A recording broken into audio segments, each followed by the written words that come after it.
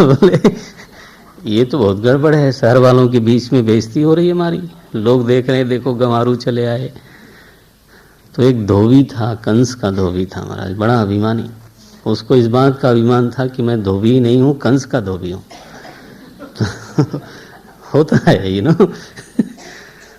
तो पूरा कपड़े का गट्ठर लिए हुए जा रहा था। भगवान ने देखा रेडीमेड दुकान तो कहीं दिखती नहीं। ये धोबी है। बोले धोबी भैया आप कुछ दोगे कपड़े हमको पहनने के लिए?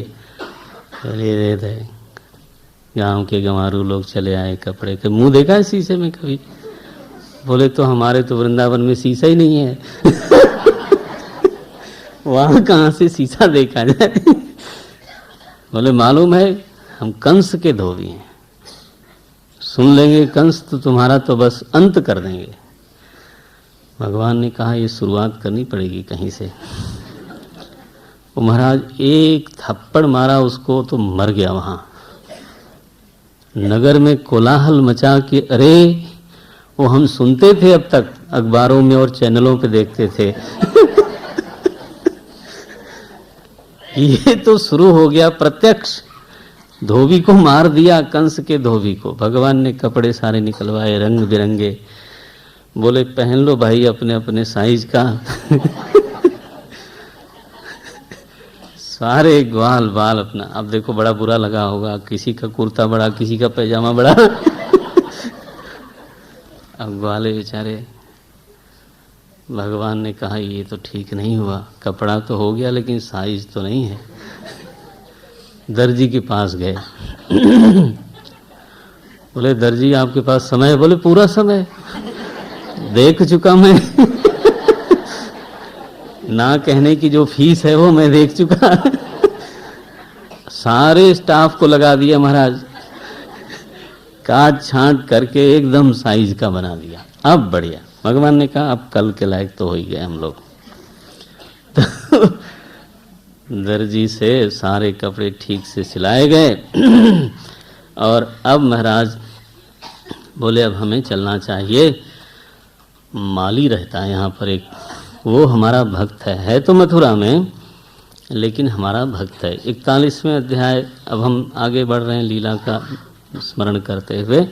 43वां श्लोक है ततः सुदाम्नो भवनम मालाकारस्य जगमतु। ये भगवान का भक्त है। भगवान अक्रूर जी के यहाँ नहीं गए, लेकिन सुदामा माली के पास गए। उसने तो पाद प्रक्षालन किया, धोवन का चरणामृत पिया, माला से सजाया भगवान को। पूरी अर्चना की है भगवान की। और भगवान स्वयं अपने से हो के चले गए उसके घर। वहाँ से सज धज करके पधारे मालिक साहब। और अब बोले थोड़ा चंदन मंदन भी लगानी चाहिए, यहाँ सब लोग सुगंधित दिखाई देते हैं। तो कुब्जा जो है वो बड़े बड़े पात्रों में अंगराग लेकर के जा रही थी कंस के लिए। भगवान ने कहा अरे सुंदरी, उसको आज तक किसी ने नहीं कहा था। क्योंकि अब वो तो कुब्जा थी ना, तो किसी ने आज तक कहा ही नहीं था। भगवान ने अपने मुंह से बोला सुंदरी ये पात्रों में क्या लेके जा रही हो? वो बोले कंस के लिए अंगराग है, ये अंगों पर लगाया जाता है। बोले हमको भी लगा सकती हो? बोले लगाएंगे। भगवान को अंगराग लगाया है। भगवान ने उसका पंजा अपने पंजे से दबा दिया और उसकी ठोड़ी को थोड़ा महाराज ऊपर खींचा तो एकदम सीधी हो गई, सच में सुंदरी हो गई। भगवान की वाणी कभी असफल तो जा नहीं सकती। तो उसके भी घर जाने का वादा किया भगवान ने, बड़ा आग्रह किया उसने। बोले हम बाद में आएंगे। अब ये महाराज गए यज्ञशाला में कि कल ये धनुष का यज्ञ होने वाला है, देखा तो जाए। ये पल पल की जो खबर है ना वो कंस तक पहुंच रही थी, और उसके दिल की जो धड़कन का रेट है, उसने महाराज डॉक्टर बुला लिया उसी समय कि कुछ गड़बड़ है, पल्पिटेशन हो रहा है। क्योंकि पहले धोबी मारा गया, दर्जी का ये हाल है। अब धनुष यज्ञ में गए हैं लोग यज्ञशाला में, वहाँ छूते छूते धनुष को उठा लिया भगवान ने और बलात् उसको तोड़ दिया।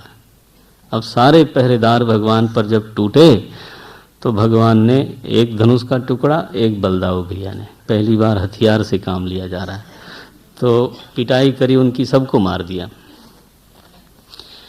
ये पता चला कंस को, बोले वो तो बिल्कुल ही किसी की मानता नहीं, डर तो है ही नहीं। जो सामने आता है अगर उसने बात नहीं मानी तो बस उसका अंतिम दिन होता है वो। ये तो बहुत विचित्र जीव आया।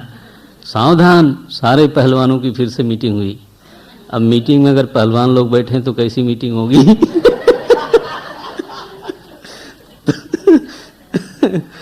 तो चाणूर, मुष्टिक, कूट, शल, तोशल, ये सब पहलवान लोग हैं, ये उनके मंत्री परिषद के सदस्य लोग। ये मेरे ख्याल से वहाँ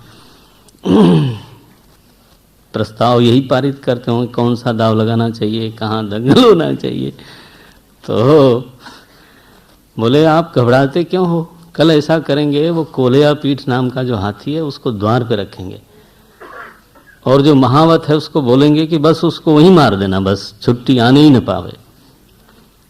कंस को लगा शायद ये काम कर जाएगा। आफ्टर ऑल 10,000 हाथियों का बल है, गेट पर ही मरवा देना चाहिए, भीतर ना आने पाए बस।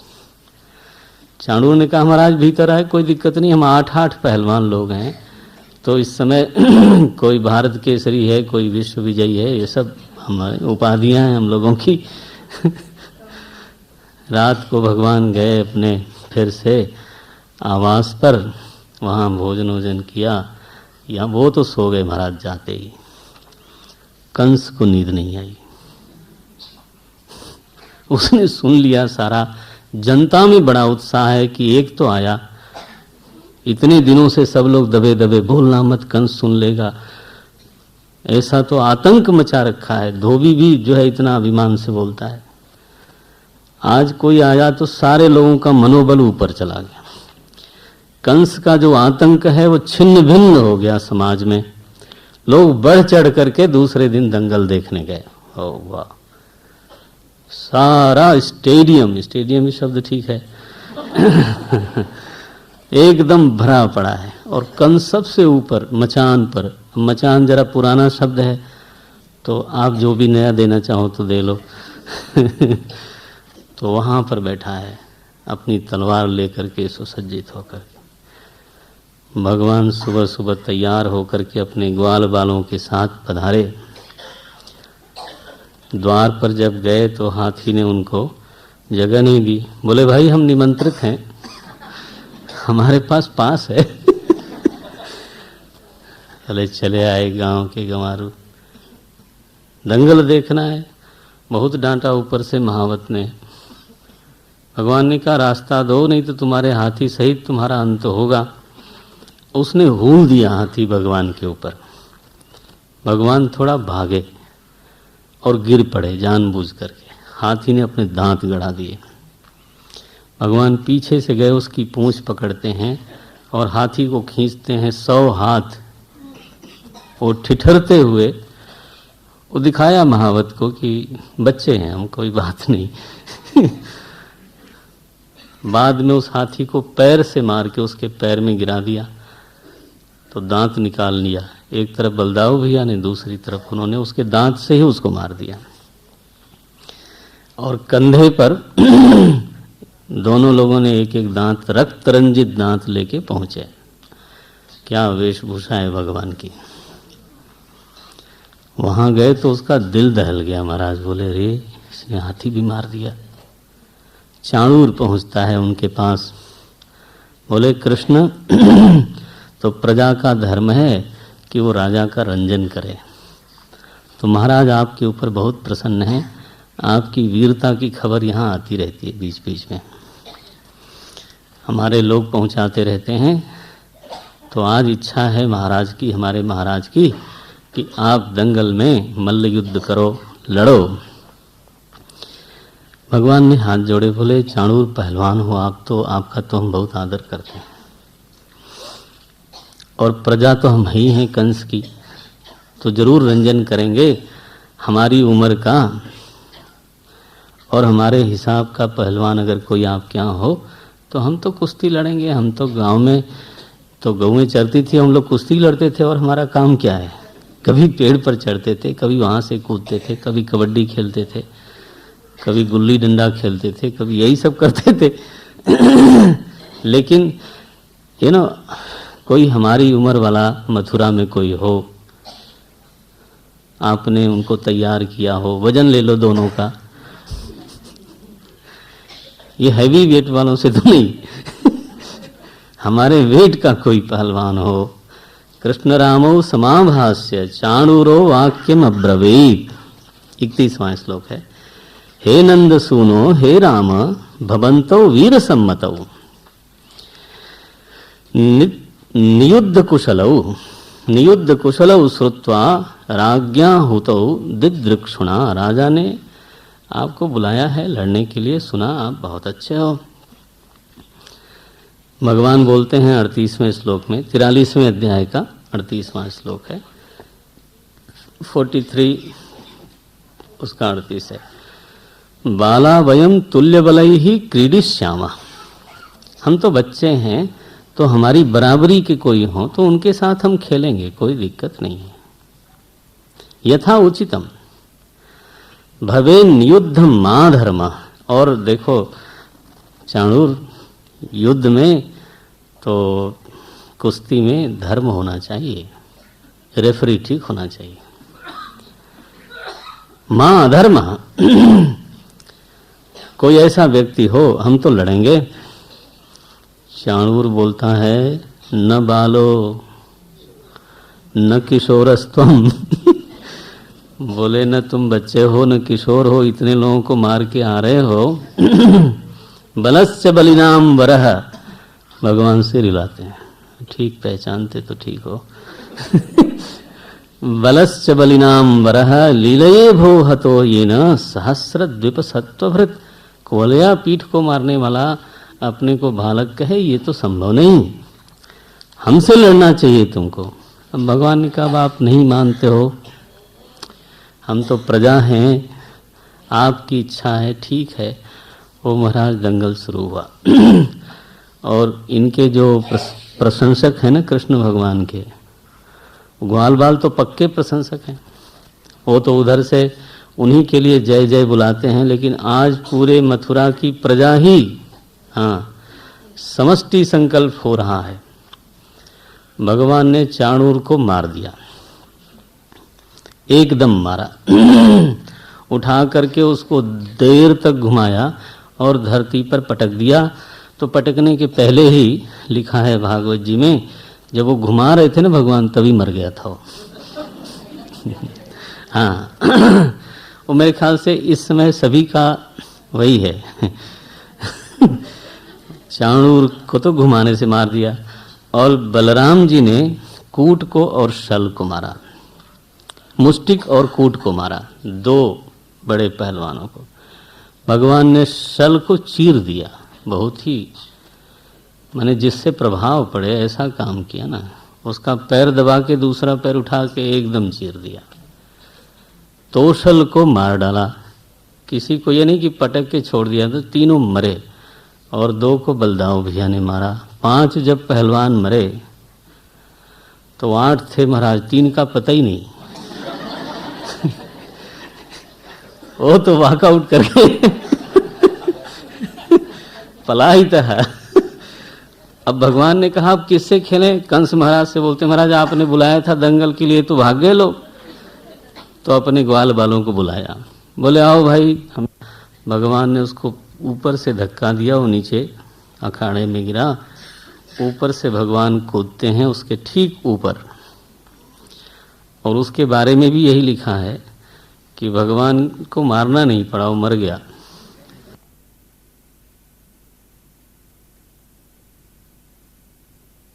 कोई सेवा नहीं की। भगवान यहाँ एक बड़ी जोर से एक बात कहते हैं, बोले जो बच्चे लोग तो अपनी सामर्थ्य भर तो अपने माता पिता की सेवा नहीं करते तो उनकी असद गति होती है और अगले जन्म में या अगले लोक में जब उनको भूख लगती है तो यमदूत लोग उनको उन्हीं का मांस काट के तो खिलाते हैं। ये इतना गंभीर बात कही।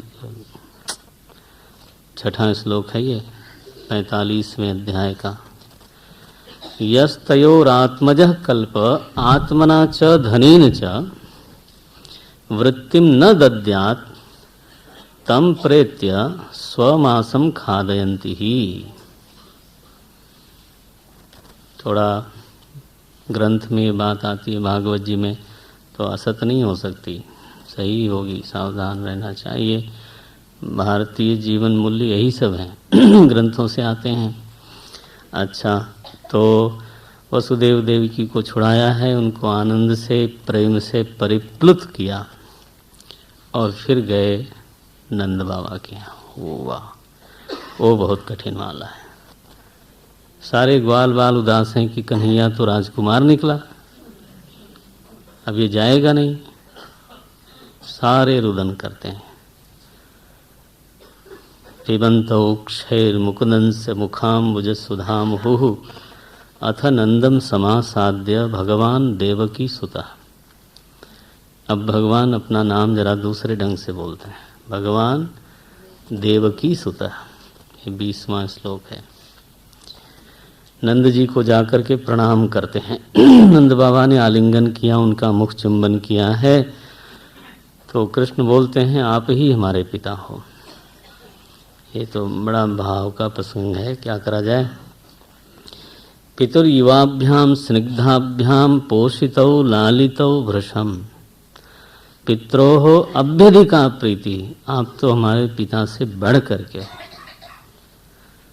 पिताजी तो जन्म देने वाला माता पिता नहीं कहलाता, पालने वाला उससे बढ़ के होता है। कृष्ण बोलते हैं सपिता साच जननी यौ पुष्णीता स्वपुत्रवत शिशून बंधुभिः उत्सृष्टान कल्पैः पोष रक्षणे। लेकिन वो विदाई तो देनी है। भगवान बोलते हैं यात यूयम ब्रजम तात, आप लोग ब्रज जाओ,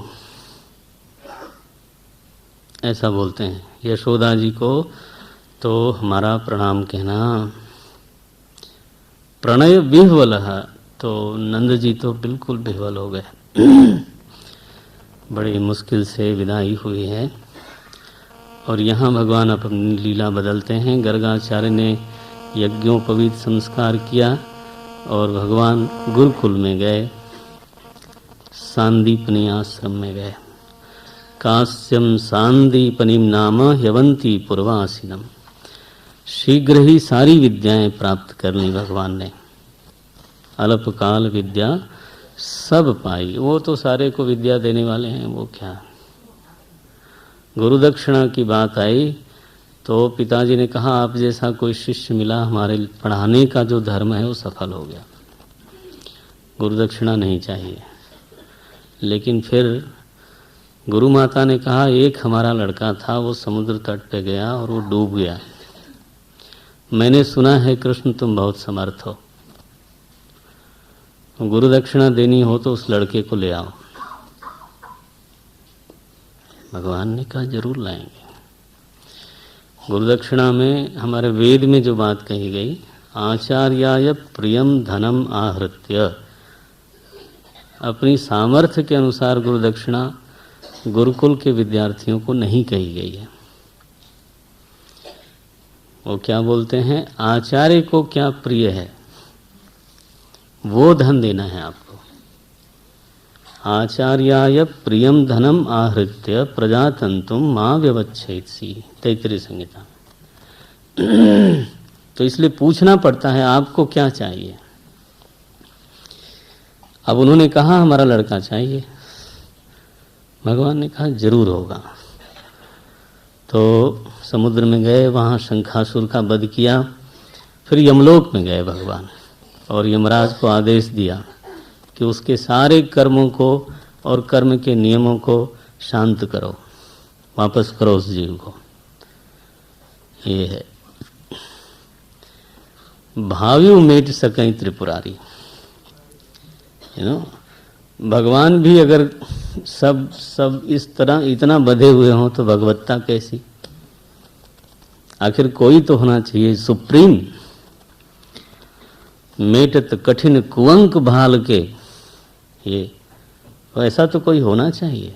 ये क्या है, हर आदमी परवश हो जाए, भगवान को भी कर्म की ही बात माननी पड़े, ये क्या बात है। उन्होंने यमराज को आदेश दिया, कोई कर्म प्रारब्ध मत देखो, फाइल बंद करो। मैं बोलता हूँ ना, बोले महाराज जैसी आज्ञा, आपकी वाणी वही कानून है। भगवान ले करके उस जीव को आते हैं, माता जी को समर्पित करते हैं। माता जी को बहुत तृप्ति होती है। अब भगवान मथुरा में तो एक राजकुमार की तरह प्रतिष्ठित हैं। अक्रूर जी को उन्होंने, अब लीला प्रौढ़ लीला शुरू हुई, कल से उसमें हम प्रवेश करेंगे। अक्रूर जी को भेजा है हस्तिनापुर। वहाँ बोले हमारी बुआ रहती हैं कुंती, मैंने सुना है उनके साथ न्याय नहीं हो रहा है। अक्रूर जी आप जरा जाओ, धृतराष्ट्र पहले देखो क्या हो रहा है, अगर वो सच है तो धृतराष्ट्र को समझा देना मेरी ओर से, फिर भी नहीं समझता है तो हम लोग आगे की फिर कार्रवाई तय करेंगे। उधर तो उद्धव जी को भेजा है वृंदावन। दो लोगों को भेजा, दोनों का अलग अलग प्रयोजन है। एक जगह उनके प्रेम का परितोषण करना, एक जगह उधर किसी को संरक्षण का आश्वासन देना है कि आपका कोई है, ऐसा नहीं कि कोई नहीं है। तो कल से वो लीला आरंभ होती है। कल तो दोपहर के माने प्रातः के सत्र में ही तो रुक्मिणी विवाह का भी प्रसंग है। दोपहर तक हम दसम स्कंद पूरा करेंगे और फिर कल समापन दिवस है। प्रभु की कृपा से अनुष्ठान अपनी समाप्ति की ओर बढ़ रहा है। ओम तत्सत। आरती की जय। ओम भगवान की, श्री व्यास भगवान की, श्री शुकदेव जी महाराज की, सद्गुरुदेव की जय। जय श्री राधे, जय जय श्री राधे। नमः पार्वती पतये, हर हर महादेव। ओम पूर्णमदः पूर्णमिदं पूर्णात् पूर्णम्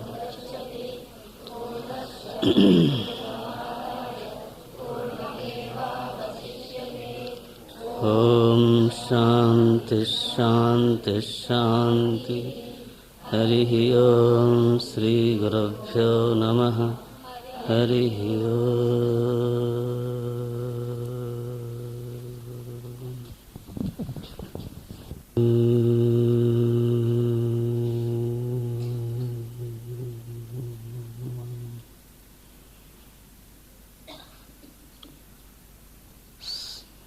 बात न करें।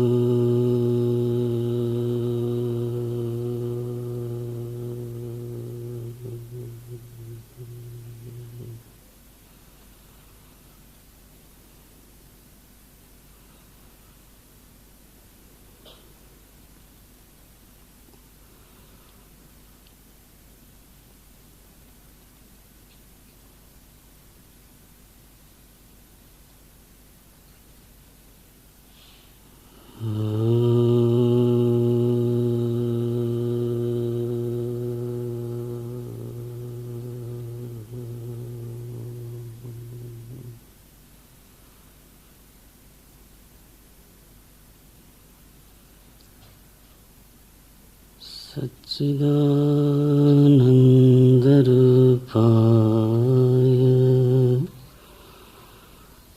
विश्वोत्पत्त्यादिहेतवे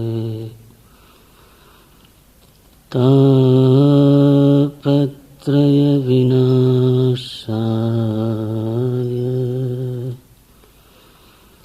श्रीकृष्णाय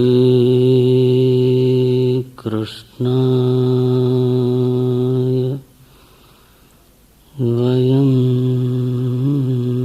नमः।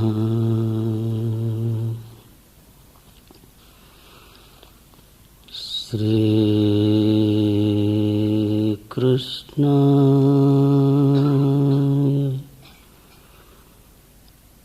वयं नमः।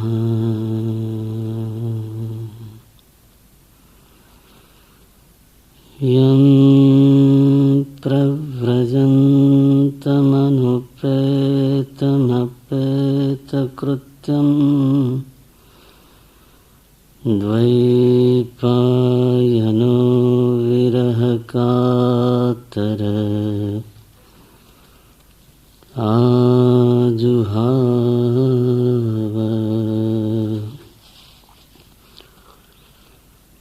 पुत्रेति तन्मयतया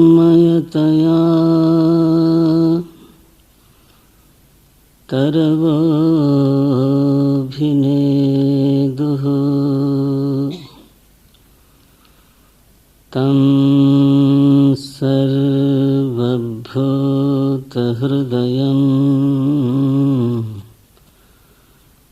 मुनिमानतोऽस्मि।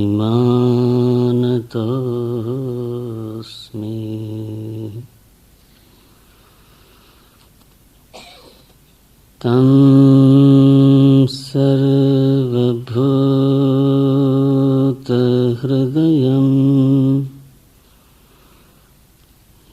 मुनिमानतोऽस्मि।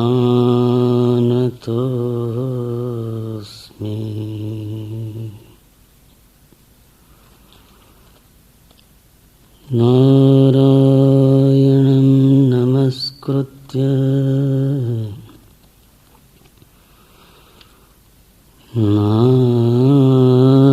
नारायणं नमस्कृत्य नरं चैव नरोत्तमं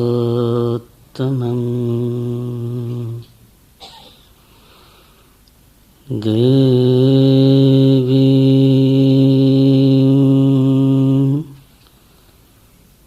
सरस्वतीं व्यासं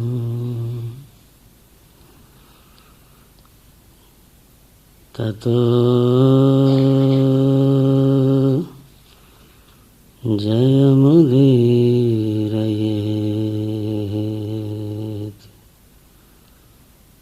देवीं सरस्वतीं व्यासं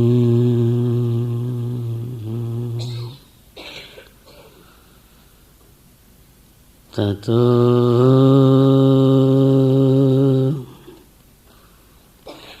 जयमुदीरयेत्।